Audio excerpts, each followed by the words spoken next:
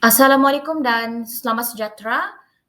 Saya Nabila Nur Fatira binti Harapan, nombor matrik D2019108674. Nama penyelia Encik M. Salib P. Saleh.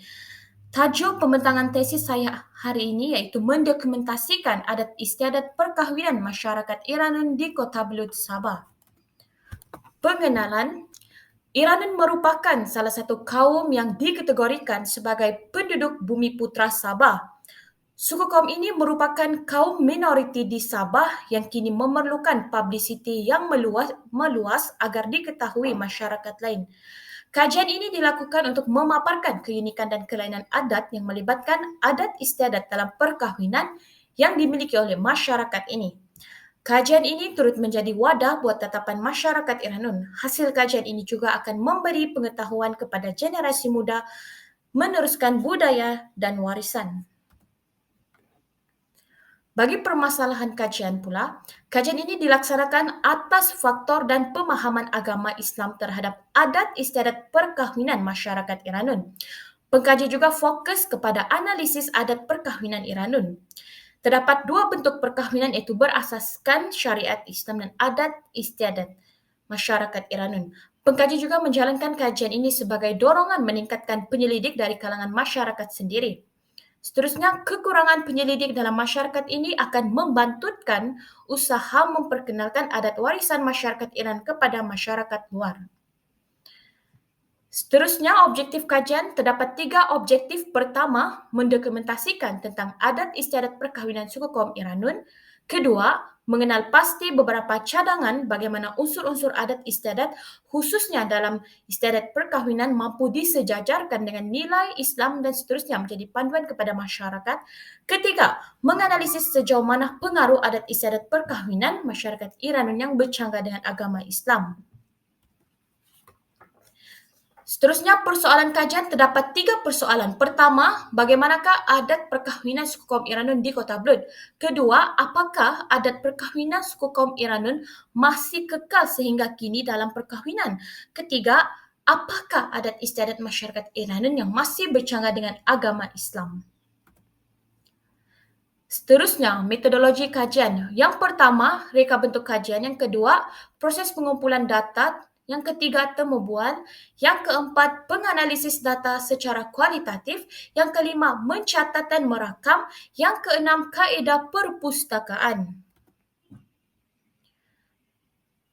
Dapatan kajian. Yang pertama, selayang pandang. Okey, selayang pandang merupakan majlis perkahwinan yang diadakan secara besar-besaran.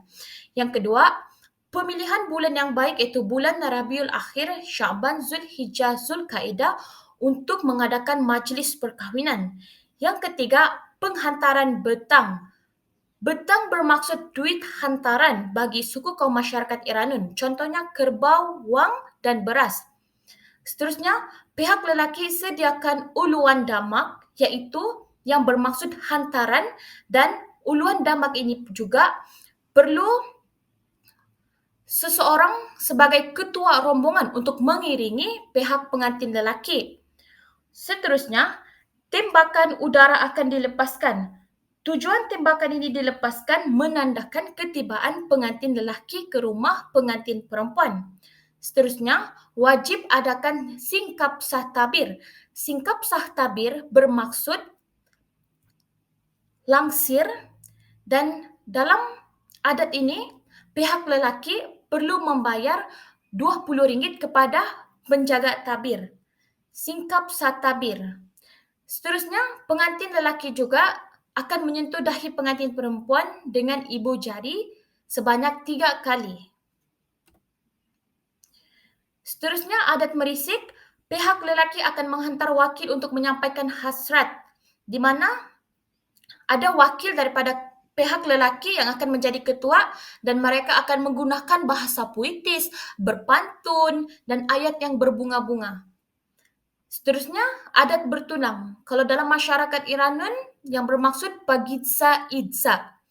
Di sini, tetapan satu tarikh daripada dua pihak iaitu pihak lelaki dan perempuan untuk mengadakan majlis kalilang yang bermaksud majlis keramaian. Seterusnya, adat pilang kadan. adat pilang kadat ini bermaksud pihak perempuan, sekiranya pihak perempuan memiliki kakak, maksudnya pihak lelaki perlu memberikan hadiah kepada iparnya. Contohnya sepersalinan pakaian, cincin. Ianya juga dipanggil langkah bendul. Seterusnya putus pertunangan yang bermaksud miaka langgar saadat. Seterusnya pula hari mengundang, di mana masyarakat Iranun mereka memanggil hari mengundang ini iaitu pangilai, di mana pengantin lelaki mereka akan menetap di rumah pengantin perempuan selama 3 atau 5 hari. Selepas itu pula, pihak lelaki mereka akan bersedia untuk mengadakan majlis pangilai, itu proses pencarian, maafkan saya bukan penceraian, pencarian, dan mereka akan mengadakan pula majlis di rumah pihak lelaki. Dalam majlis ini juga akan ada kulintangan. Kulintangan ini bermaksud adat permainan tradisional, tarian, di mana suku kaum masyarakat Iranian ini mereka akan adakan tarian. Okey, dapatan kajian seterusnya. Yang pertama, majlis perkahwinan dilakukan besar-besaran dan wujud gejala pembaziran. Contohnya sifat riak dan takabur. Yang ini juga merupakan salah satu adat istiadat khususnya dalam masyarakat Iranun yang sejajar dengan nilai Islam. Yang kedua, upacara persandingan meraih pengantin bertentang dengan Islam. Maka upacara itu salah di sisi agama. Yang ketiga, memulakan dengan niat yang betul dan memakai pakaian sopan. Maksudnya, masyarakat Iranun dia sama sahaja dengan syariat yang Islam. Seterusnya, adat merenjis dan menepung tawar dilihat sebagai penyeri majlis di mana kita akan menjemput para tetamu untuk merenjis sebagai tanda hormat.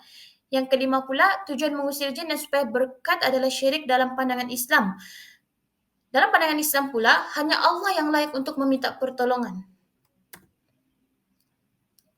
Seterusnya, dapatan kajian yang ketiga itu menganalisis sejauh mana pengaruh adat istiadat perkahwinan masyarakat Iranun yang bercanggah dengan agama Islam. Okey, untuk masyarakat Iranun pula, adat istiadat terdiri daripada selayang pandang, merisik, bertunang, hari mengundang.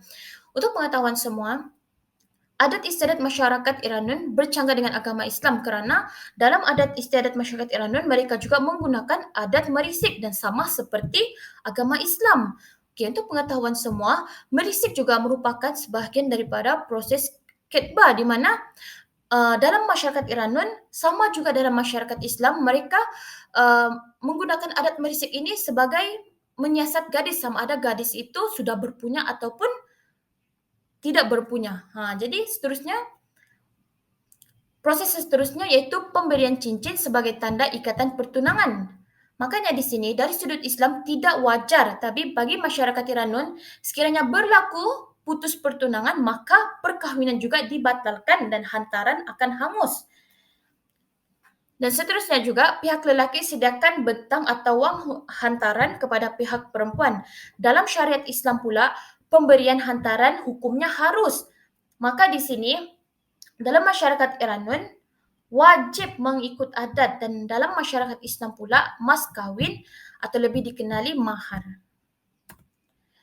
Dan ini merupakan bukti kajian bagi gambar yang pertama iaitu gambar kulintangan iaitu alat permainan yang dimainkan ketika majlis keramaian dalam suku kaum masyarakat Iranun dan di bawah gambar itu juga merupakan pelamin yang wajib digunakan dan sebelahnya pula adalah pakaian tradisional masyarakat suku kaum Iranun dan gambar yang anda lihat iaitu usunan, maksudnya kereta yang mana pihak lelaki wajib menaiki usunan ini. Itu sahaja daripada saya. Sekian, terima kasih.